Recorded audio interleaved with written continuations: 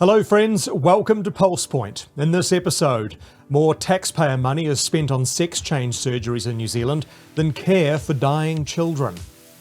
The amount of abortions in New Zealand has skyrocketed. The UN is training influencers to report hate speech and disinformation. And this advertisement was deemed too controversial in Canada. This and much more to come. Let's get into it. I'm James Williams.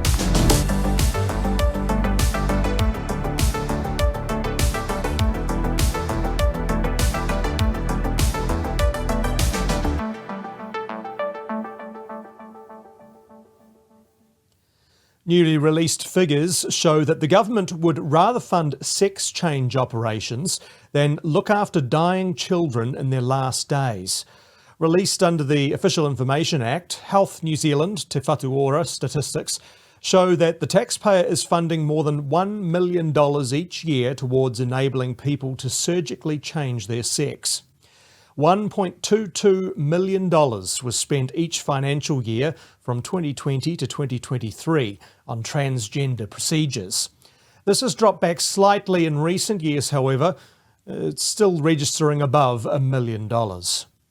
According to Te Whatu Ora, demand for these surgical procedures is predominantly from people in the 18 to 25 and 26 to 35 age brackets.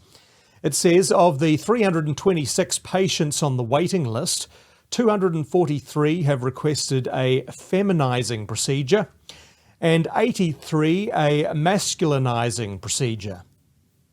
While these people who have perfectly healthy bodies get government funding to change their bits, the likes of children who need specialist care in their final days are getting less government support.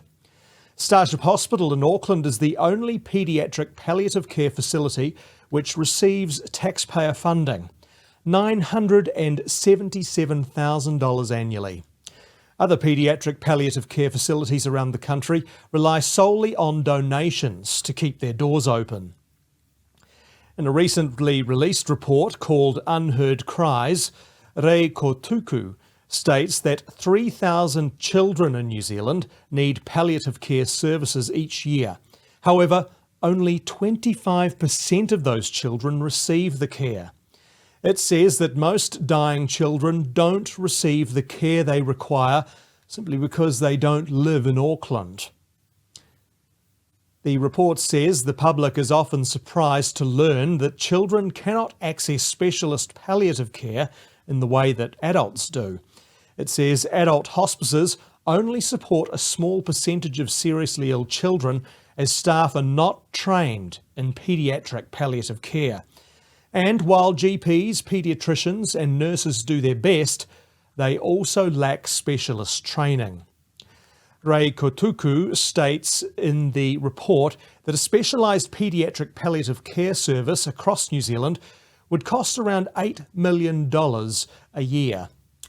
Family First believes the government and Te Whatu Ora need to get their priorities right. Rather than using taxpayer money to fund genital mutilation surgeries for people who question their gender from birth, they should put that money towards more important things, such as assisting suffering children in their final days. The amount of abortions happening in New Zealand has skyrocketed to a record high 16,277 babies killed in the womb in 2023. This is an increase of 15% from the year before and a 23% increase from 2020, when our politicians introduced one of the most liberal and extreme laws in the world. Now, putting that into context, 44 babies are murdered in the womb in New Zealand each day. And for more in-depth analysis on the latest statistics, be sure to watch this week's McBlog. Now, the ratio of abortions has increased since the law changed from 18.6% to about 22.1% of known pregnancies ending in an abortion.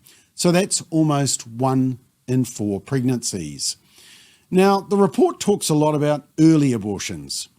They say medical abortions are also on the increase, above surgical procedures. And that's because pro-abortionists think that early abortions are somehow better.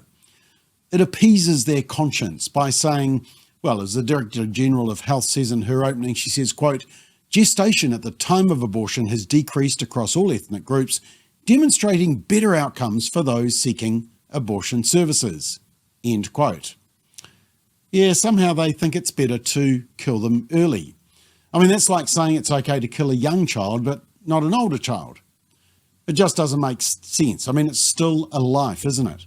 It still harms the pregnant woman, both physically and emotionally. And it's younger women where there's an increase in demand. If you have a look at this graph, note the upward trend for the orange line down the bottom there, which is 15 to 19-year-old. The yellow line, second from the top, 25 to 29, and grey, 20 to 24 years old. Yeah, how's that sex education and that safe sex messaging going through, team? Yeah, now broken down by ethnicity, sadly, Māori are disproportionately high. 26% of all abortions are by Māori, and yet they represent approximately 17% of the population.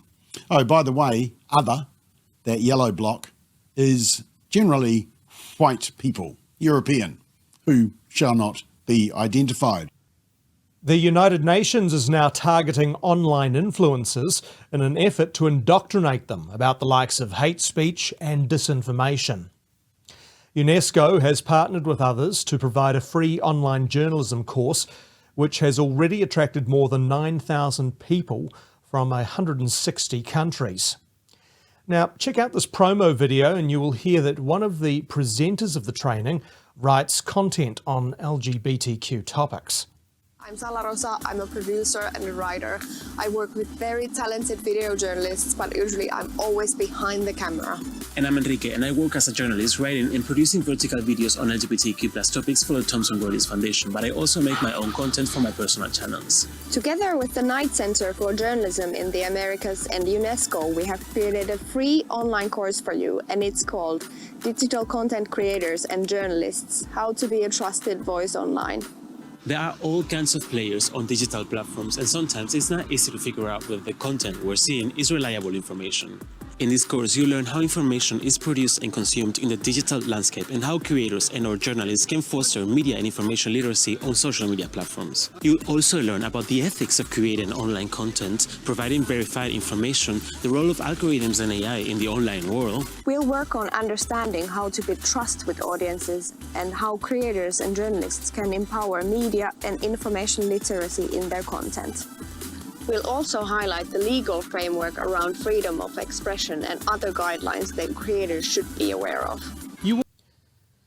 UNESCO Director General Audrey Azoulay says digital content creators have acquired an important place in the information ecosystem, engaging millions of people with cultural, social or political news. But she says many are struggling in the face of disinformation and online hate speech.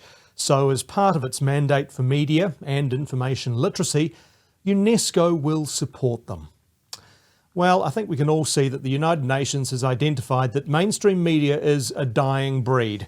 It must be a scary proposition for leftist globalists to know that their mind control of the general population is slipping from their grasp.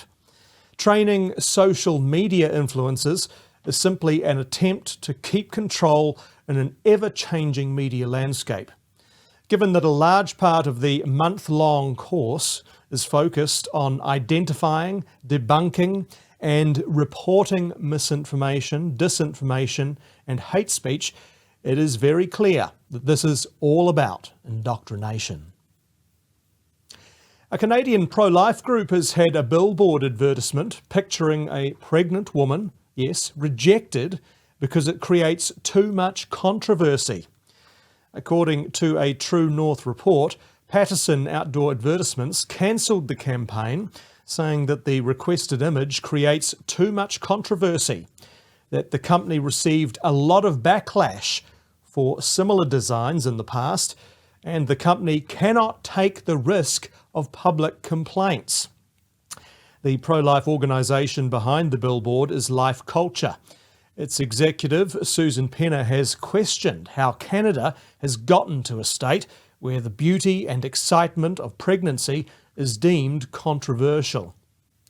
She told the True North that she's concerned about a culture of fear in Canada that their pro-abortion activist government has cultivated. An update now from a previous PulsePoint story. An Immigration New Zealand decision to ban Candace Owens from speaking here has been reversed. Associate Minister of Immigration Chris Penk has overruled the initial decision and has granted the US Conservative Speaker a special direction under Section 17 of the Act. The event is now scheduled to happen on Friday, the 28th of February next year. And finally, be sure to tune in to this week's Family Matters episode as Simon O'Connor speaks with Lyle Shelton from Family First Australia about a few key events which happened across the ditch and have been seemingly ignored by our media. Going back to March 2023, Moira Deeming, Kelly Jane Keane, some other Australian pro-women and girls activists held a rally called Let Women Speak, all about the need to ensure that girls' and women's spaces are kept safe from biological males who are appropriating their gender, so-called transgender. So this was an important rally, an important event. Nothing really controversial about it, apart from the woke brigade hate this stuff. But a bunch of neo-Nazis turned up, a bunch of transgender activists also turned up. The neo-Nazis turned up and did a Hitler salute. That was obviously despicable. They had nothing to do with the organisers, with Moira Deeming or Kelly Jane Keane. But of course, the then Labor Premier of Victoria put out a statement saying that these women's activists are associating with neo-Nazis, that Kelly Jane Keane was, a neo-Nazi, just, the usual slurs and defamation to try and avoid discussion about the substance of the debate, which was about protecting girls and women from biological males trying to go into their toilets and change rooms, etc.